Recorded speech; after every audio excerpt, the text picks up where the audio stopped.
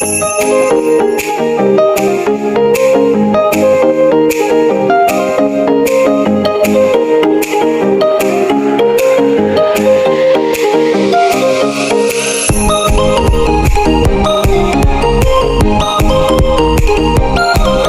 keep waiting for you to call.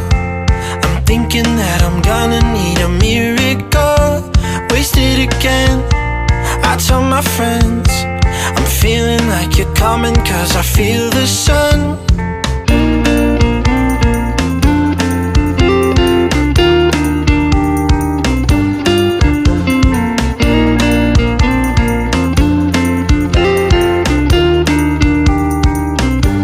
I'm waiting for the special touch you give. I'm needing it more than I ever did. I don't wanna be a sacrifice in love. Before you I will.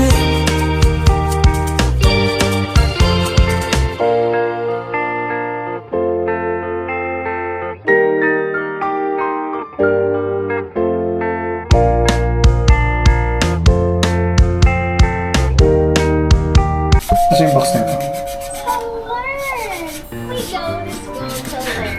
Gulo ko. Upgrade ko to. Kaya mo, pakita ko. One thing we learn is Yung patamini. ABCs with my friend Elmo. A, B, C, D, E, F, G, H, I, J, K, L, M, O, P, Minitor na. S, T, U, V. May minitor na. Now I know my ABCs. Let's learn what you sing with me. ABC.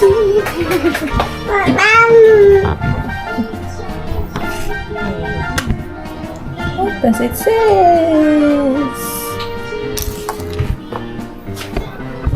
X, Y, Tungkol sa Sabrina. and Z. No, I know my ABCs. Let's learn what you sing with me.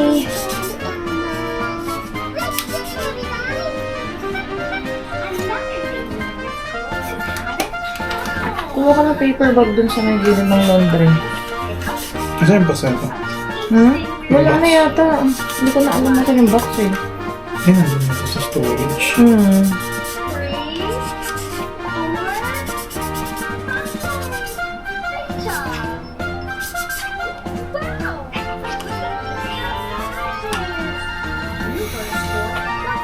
Hindi, picture ka muna dali. Souvenir.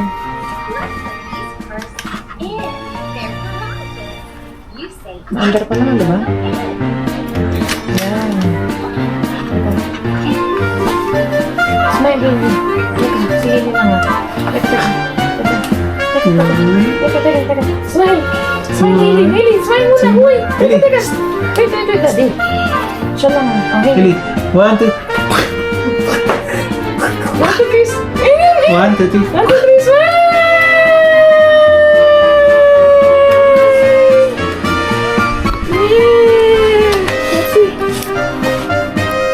Wala pa. Yan, hayaan mo muna. 1, 2, 3, smile!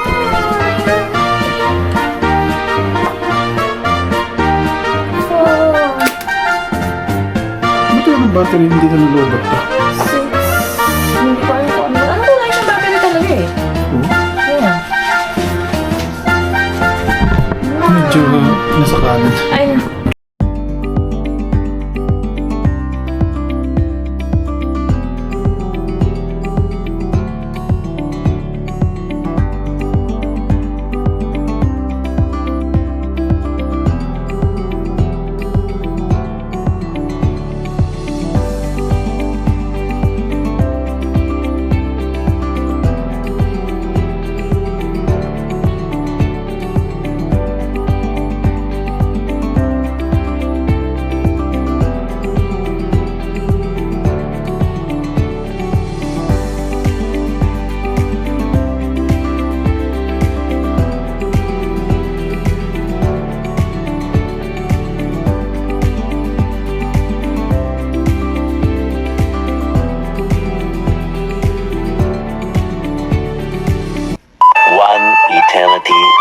Good morning!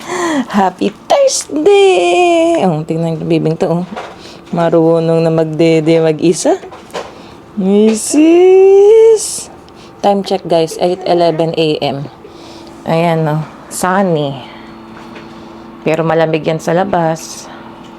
Alis ako mga 8:30. Prepare ko na yung aking baon and kape. Ayan. Kapag ayos na ako. Ayan itong batang to. Dumidede. Ilang days na lang? 4 days to go until Hailey's birthday. Yee! 1-year-old na si Hailey. Pot-pot! Oh, laki-laki na ng baby kong yan eh. Oh. Laki-laki na eh. Pasok ako sa work, guys, until 4 p.m. ako, and then later imimit ko yung papasabayan natin sa Pilipinas.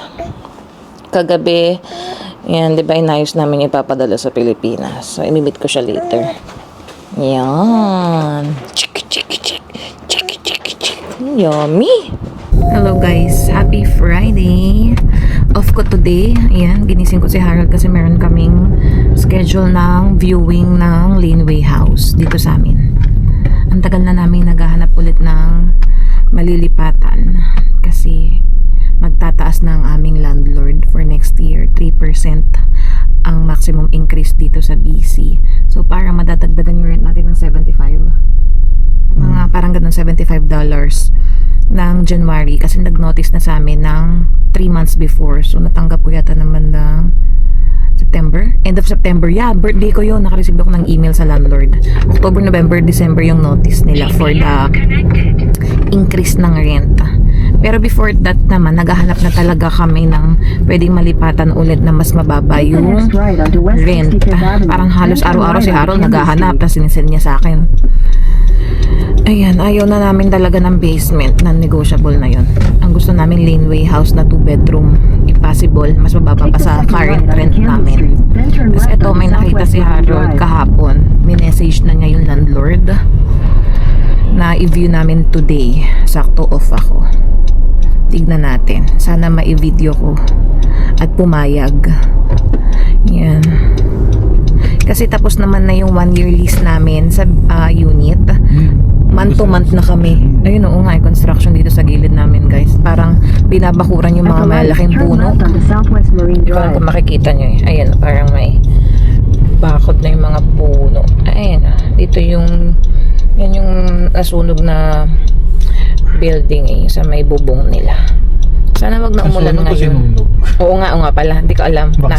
Sinadya, nasunog, sinunog, I don't know. Kasi sabi nila may mga homeless na nakatira dyan. So ayan, balik tayo. Ayun na nga. Pero ang ano lang nito, downside nito is yung parking niya sa labas. Street parking, wala kasi silang garage dahil Laneway House, sa likod lang siya. Tapos ang main house, dun yung landlord. And then sa basement, meron daw Filipino family na nagre-rent din. Kaya i-check natin. So from our place, 7 minutes drive doon sa ano na yun, bahay na yun. And then mamayang 2:30 merong first dental appointment si Hailey. Yan. Matutulog ulit to si Harold pag uwi. Then magpe-prepare. Mga 2 p.m. alis na kami bahay. Yan. Ilang days na lang, 3 days na lang. Birthday na ni Hailey sa Monday. Wala naman kaming big celebration kay Hailey. Ang plano ko lang sa kanya experience sa kanya ng cake smash. Naghahanap ako ng sugar-free na cake dito sa Vancouver. Orderin namin.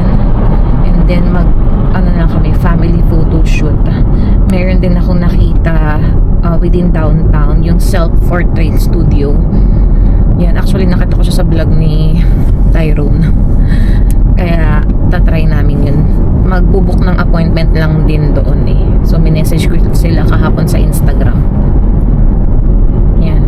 Hopefully may mga available slots after siguro ng ordinary or this weekend. Bahala na kung anong mga ganap namin. Kasi bukas papasok ako sa work until 1 p.m. Yan. And then Sunday, pahinga. Monday na, wala rin akong pasok sa birthday ni Hailey. Nagpa-change ako ng schedule nun. Pinagbigyan naman ako ng aking boss. Yan. See you guys later. Nandito na kami guys. Ayan yung bahay oh. Yung corner lot na yan. Pero sa likod yung laneway. Hanap lang kami ng parking. Ayan siya. Busy yung street dito oh. Residential. Ito. Ayan.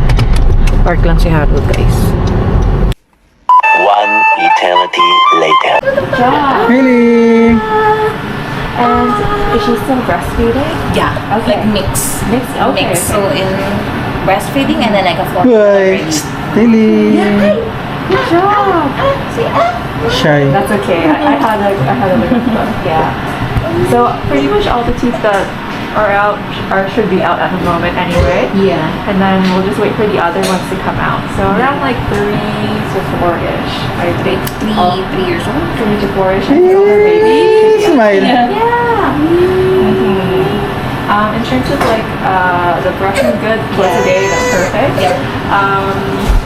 If you're using toothpaste, just a very, very small amount like the baby. With the baby tooth, Yeah. yeah, with butter shoppers. And then in terms of like breastfeeding or bottle feeding, just not at night. Like after brushing teeth and everything. Oh, okay. Yeah. So like it's okay if at night if I brush her teeth and then just and like it's my boobs that she's always like getting like sleep at night. As long as she doesn't have the bottle with her at night. No or anything. more bottle. Like last bottle and then brush her teeth and then go to sleep in my boobs. Oh, Yeah, okay. that's okay. Yeah, yeah. Yeah. It's the same thing, like She- no like yeah. midnight snacking for Yeah. us type of stuff. She will like fall asleep like latching. Yeah. Yeah. So that's okay. Yeah, that's okay. Yeah, as long as she's not sucking on anything at night. Okay. Yeah. No bottle already after brushing her teeth. And then usually by like after 2 years old, that's when you want to stop with the pacifier. Oh, actually she stopped already. Like Oh, 6 really? months. Wow. No more pacifier. She doesn't like She it. doesn't like it. Okay, We didn't yeah. even let it go. Like, Yeah. She's the one who just let go of her pacifier. Okay, fair Yeah. enough. Yeah, that's good. So hopefully her teeth will like Yes, grow. we'll like, see. Okay. Yeah. I know. No, it's good that you brought her in. We always like to see just in sweets. case. Yeah. For her. Nothing else, Haley. Squirmy. Okay, good job for your first dental appointment. Yeah. It looks good, Haley. No fluoride for her right No now. worries. Okay. She's a bit young. Not for Yeah, now. bit young. Okay. So Yeah. my next appointment is like after I would say around like 3 years old. 3 already? Yeah. If she's 3 already. Okay. you 2 can years. come once a year. It's okay as Once a well. year, yeah, maybe, But yeah, just most check. changes should be at like 3. 3. Yeah. Okay. So Yeah. all her teeth will come out Yeah. 3 years old. by that time. All the baby teeth should be out. Yeah. Baby But some people are either late or early. She seems a bit early. Yeah. Yeah. Yeah, it came out like I think like after 7 months, like not one at a time, like all of a Oh, sudden, yeah. like we saw, oh my goodness, that already did coming out. But good thing she didn't like, she didn't get sick or whatever. good. Yeah, like no fever and thing. Yeah. Just biting. Yeah, I just had her, what's those, ano ha, yung mga toy din ng ano, teeter, those teeter. Yeah, I just had to give her those teeter. Oh, okay. Yeah. No, that's good. I got to see the inside. The inside already. Yeah. You're Okay, good. Thank you. Good job. That's it. No more. All done. All done. Bye-bye. Say bye-bye. Bye. You say Bye-bye. bye-bye. Good job. Say Bye-bye. bye-bye. You're not afraid of the dentist. High five. High five. High five. High five. High five. Low five. She's mesmerized with the Okay. white thingy. Ooh. Okay. Say bye-bye. Say thank you. Bye-bye. Bye-bye. Okay. Okay. Bye-bye. Let's go. You're Yours good. has a lot of hair for under one. Yeah, when I Yeah. gave birth, she has Oh my hair already. gosh. Yeah, too much hair. Too much hair. Too much hair. Bye-bye. You want to be a dentist when you grow up? You should be a dentist. So you Yeah. make more money? That's right. And then you can support your parents. Like, You can retire. Yeah, like Tita Ann. we can retire early. Yeah, Oh exactly. my goodness. Like her tita. Yeah. Bye-bye. Bye. You have my bag. Did you have my bag? I can pass to you. Thank you. Say bye-bye. Thank you. Okay. Good job. You did it. Oh. Ganyan toothbrush. O, dali bigay. Pero huwag mo daw isama sa video si ate. Oh, Hili, get it. Yee! One more. Hey, one more. There's more. Ayan. Toothpaste. Ay, toothbrush. Oh, one more. This one. Yee! Get the other hand. Take it. Yeah. Oh, give me the other one. Okay, get it. Yeah. Thank you. Happy birthday! Gusto naman ni Inday, oh. Mabigat to, mother. Oo, mabigat. Happy birthday. Ninang ba ito? Bakit may rashes? Corn ba? Minsan Ba't may rashes? Ha? Oo, ganyan namumula lang. Wala din yan. Minsan, kinakama. O, tingnan mo, maingay na, oh. Maingay lang, oh. Laki ng pata. I'll bring you home. Ha? Ninang. Hoy, I'll bring you home. A few moments later. Hello guys, andito kami ngayon sa tapat ng High Five Chicken. Nag-order kami ng dinner. Waiting kami kasi naubusan daw kami ng drumstick. So, magluluto pa sila and tatawagan na lang kami.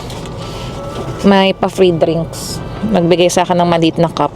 Kumuha ko ng root beer. Yon.